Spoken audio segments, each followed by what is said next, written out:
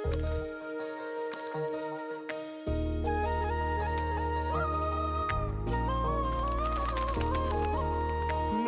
नूर सा कोई मेरे नैनों में जागे, दूर दूर सा कोई पास जाऊं तो लागे।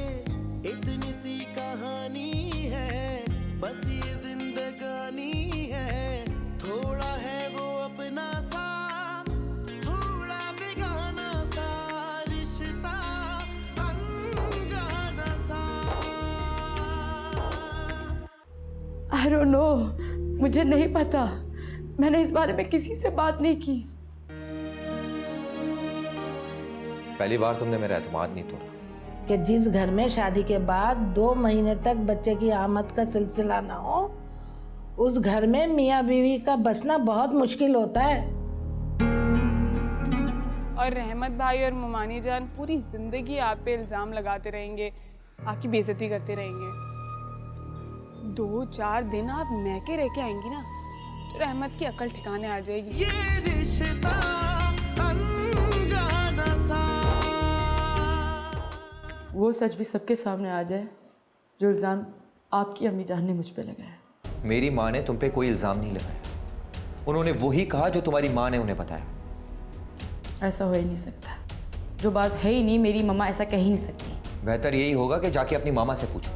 क्यों पूछूं उनसे? मैं अपनी मामा पे पूरा ट्रस्ट करती हूँ। तो तुम कहना क्या चाहती हो? मेरी माँ झूठ बोल रही है?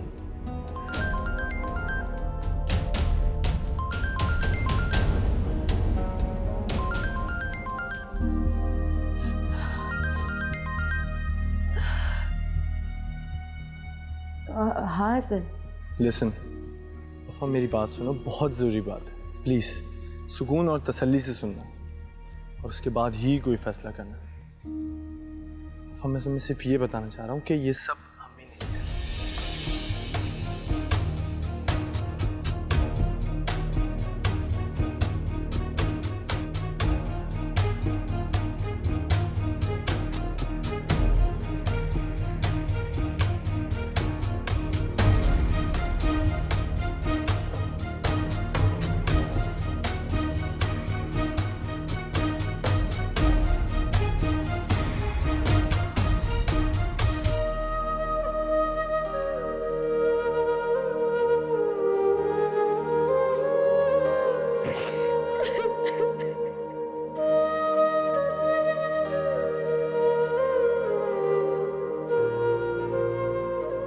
क्या हुआ? सब ठीक तो है? हसन ने क्या कहा?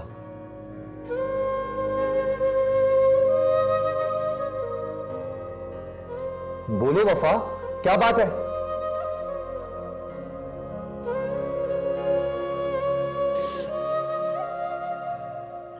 मम्मा ने मेरा ट्रस्ट तोड़ दिया।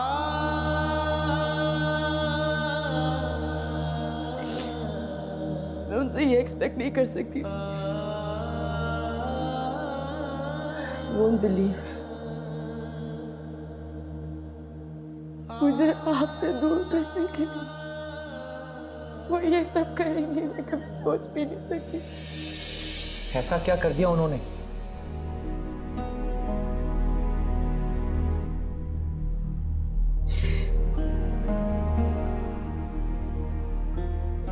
मामा ने अम्मी जान से झूठ बोले ताकि आप लोग सारे मुझसे बदगुमान हो जाए। आपको मुझसे दूर करने के लिए उन्होंने जानबूझकर हम सबके बीच में मिसअंडरस्टैंडिंग्स क्रिएट की।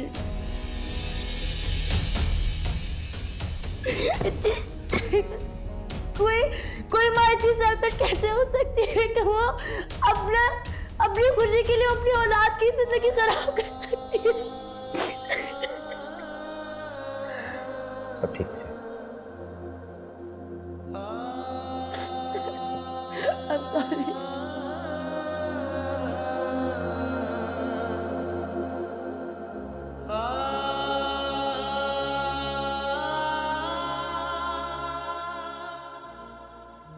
Hey mom, I'll see you later. Hey bro, what's up? यहाँ कैसे?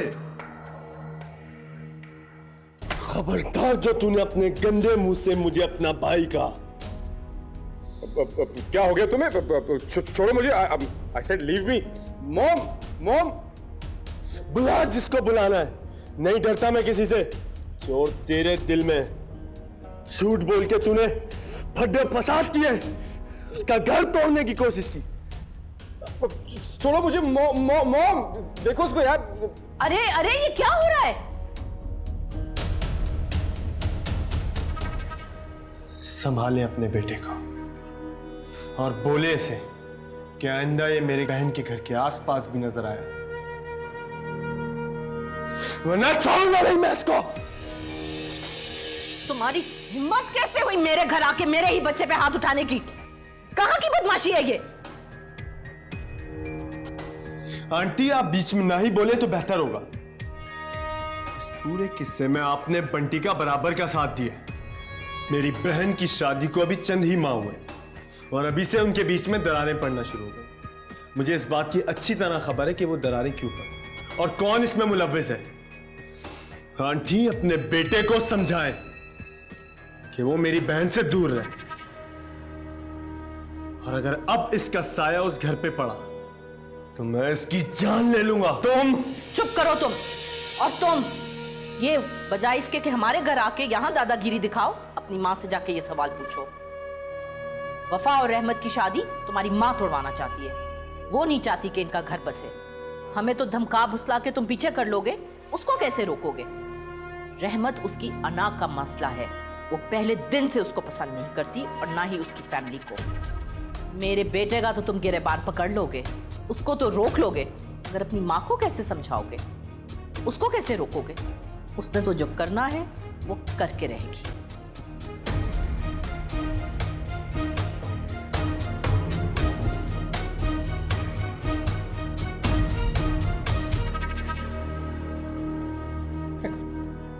लूजर। अब देखना इसकी और इसकी बहन के साथ क्या करता हूं। चुप करो Bunty, stop it now, fed up of this. Come on mom, take a chill pill. देख लूंगा मैं इसे।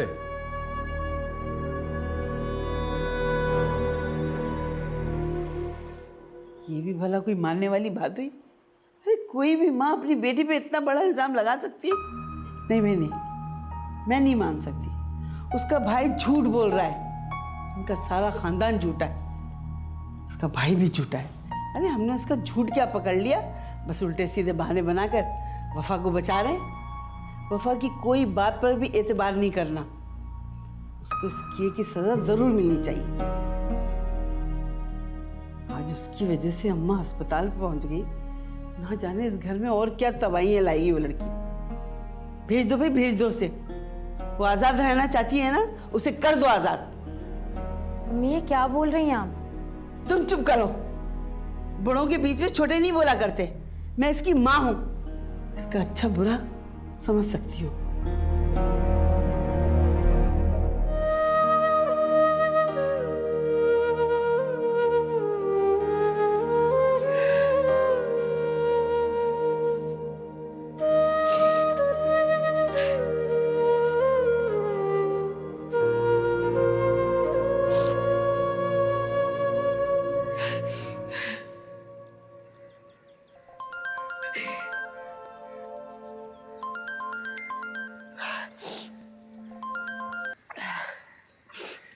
हेलो वफा, मेरी जान कैसी हो तुम? मैं कब से तुम्हारा फोन ट्राई कर रही हूँ लेकिन तुम्हारा फोन ही नहीं लग रहा। और तुम्हें घर पे फोन करो तो तुम्हारी सास साहिबा फोन रिसीव करती है। तुमसे बात करवाने के बजाय तुम्हारी बुराइयां करना शुरू कर देती हैं। अब क्या करें भाई, तुम्हारी चॉइस थी, तुम्हारा फैसला था, हम तो बस सब्र ही कर सकते हैं। अच्छा ये बताओ, दादी साहिबा की तबीयत कैसी है? कहीं तुम्हें उनकी खिदमत पर तो नहीं लगा दिया इन्होंने? मैं सोच रही थी कि तुम यहाँ घर पर आ जाओ, तो एक रोज में वो बुढ़िया घर आ जाएगी, तो कहीं ऐसा ना हो कि उनकी तीमारदारी पर ये लोग तुम्हें लगा दें। इस तबके के जाहिल लोगों में ऐसा ही होता है बेटा, ये अपने घर के बीमार बुजुर्गों को अपनी बहुओं के हवाले कर देते हैं। इनफैक्ट शायद ये लोग अपने बेटों की शादियां ही इसलिए करते हैं कि ठीक है बेटा, दिल घबराए तो तुम आ जाना घर पे, या मैं हसन को भेज दूँ? ठीक है, फिर मैं हसन को भेजती हूँ। अल्लाह हाफिज बाबा। ठीक है मेरी जान। वफा से बात कर रही थी, उसका दिल घबरा रहा था, यहाँ आने के लिए कह रही थी, तो मैंने कहा ठीक है मैं हसन को भेज देती हूँ। वो यहाँ नहीं आएगी, उसे यहाँ से गए हुए अभी 2 ही दिन तो हुए हैं। लेकिन उसका दिल घबरा रहा। उसका दिल घबराए या उसका दिल टूटे, तुम्हें उससे कोई मतलब नहीं होना चाहिए। तुम उसे अपने घर में सेटल होने दो।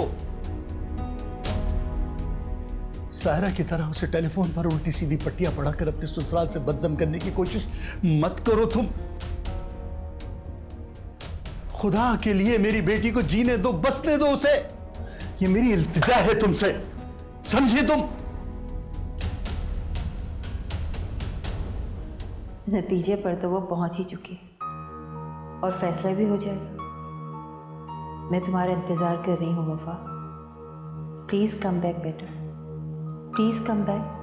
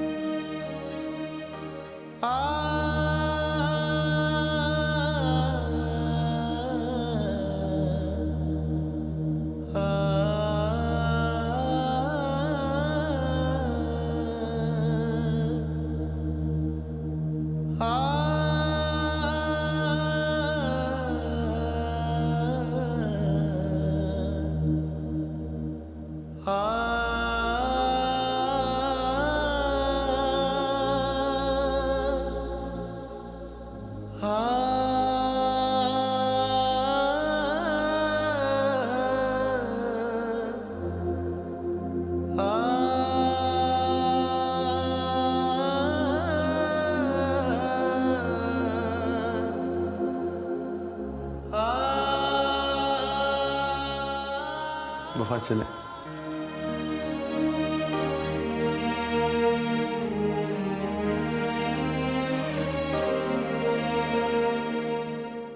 अरे भावज, अभी तो अम्मा भी अस्पताल से नहीं आई और बहू रानी को देखो मुंह उठा के मेके चली गई।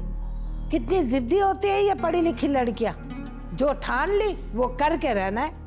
बस बहू ने जाना था, चली गई मेके, चाहे कोई जिए या मरे उसकी बला से। अगर उसे जाना ही था तो आई क्यों थी मेरे इकलौते बेटे की जिंदगी खराब करने के लिए? वही तो। अम्मी जान, मुझे कुछ भी नहीं हुआ। मुझ में इतनी हिम्मत है कि मैं अपने मसाइल खुद ही हल कर सकता हूँ। मैं हॉस्पिटल जा रहा हूँ, बाबा को भूख लग रही होगी और दादू भी मेरा इंतजार कर रही होगी। भाई मैं भी चलो प्लीज। चलो। लाओ मैं भी चलती हूँ, नानी जान के पाँव ही दबा लूंगी। तुम रहने दो। अरे बेटा ले जाना उसे साथ, वो भी उसकी कुछ लगती है। अब आगे जाके सब कुछ इसी ने तो संभालना है। चलो। लाओ मैं पकड़ ली, आ जाओ। चलो जाना।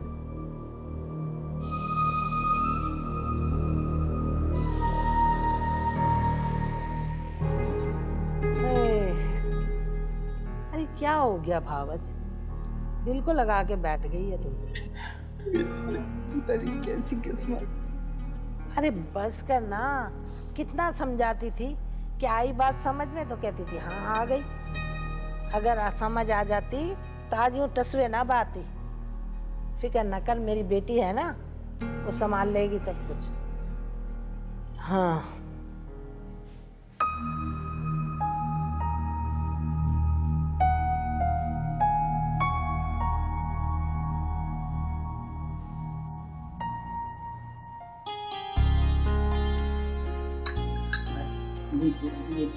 अम्मा और ले लें।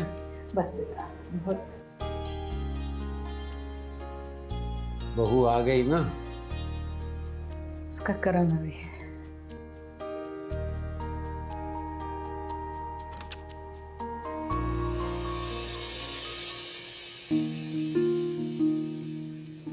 अस्सलाम वालेकुम दादू।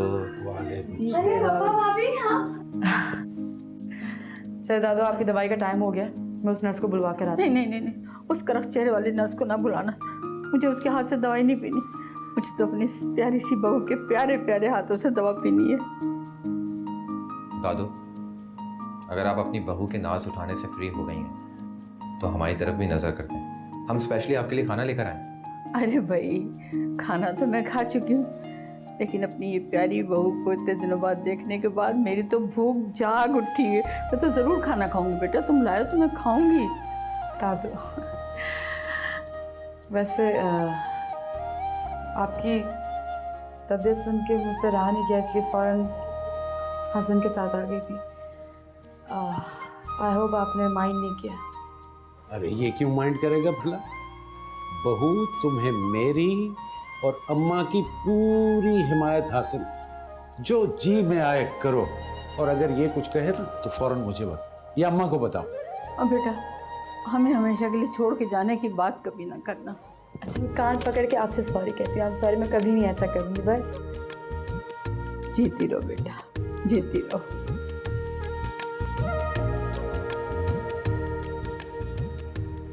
अरे सजीला बेटा, तुम क्यों इतनी दूर खड़ी हो? आओ ना, नानी के पास बैठो। नानी जान को हम नजर आए तो फिर ना, इनके लिए तो हम पराई हैं, बल्कि आप सब लोगों के लिए हम पराए। अपनी है तो बस आपकी बहू। मैं जा रही हूँ मामू जान। सजीला, सजीला, बात इससे क्या हुआ है? क्या होना है?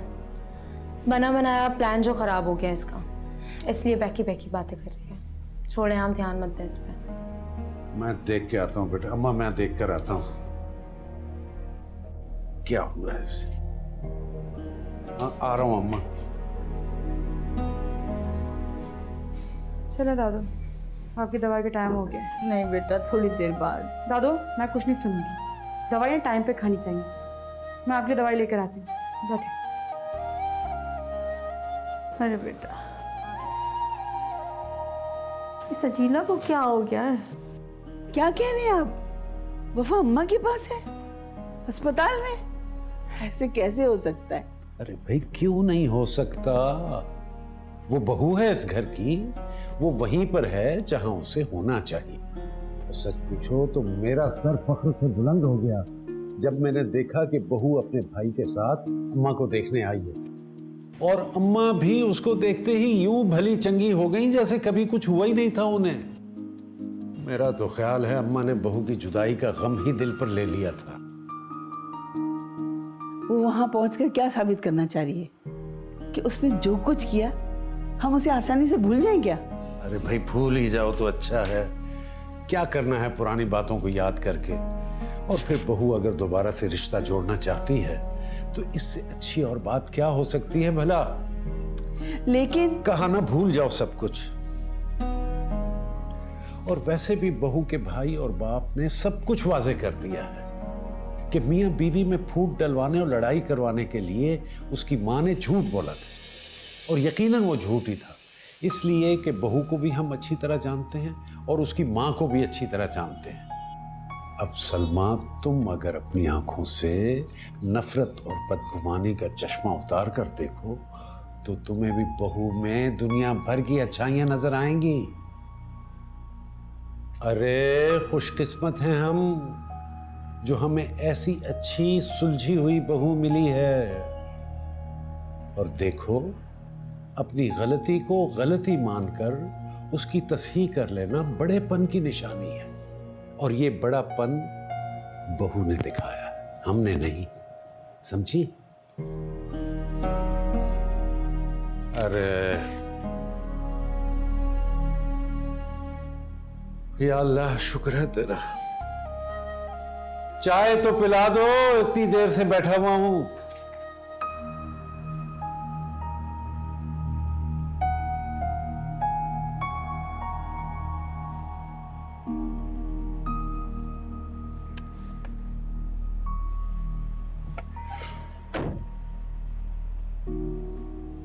ज़ैनब कहाँ है?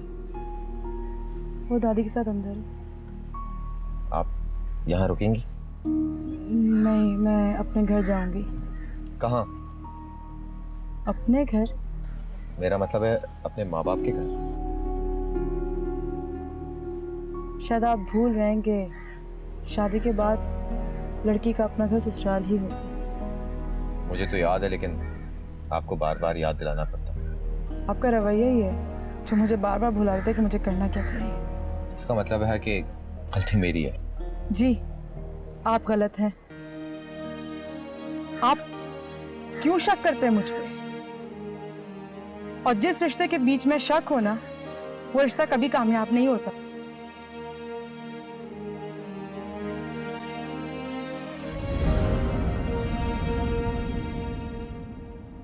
ये रिश्ता अनजाना सा। अगर वो शादी नहीं करता तो ना करे, मैं तेरे लिए रहमत से भी अच्छा लड़का ढूंढ कर ले आऊंगी। भूल जा उसे, निकाल दे अपने दिल से उसको। हालांकि क्या कुछ नहीं किया उन लोगों ने उसके साथ, झूठा इल्जाम लगाया।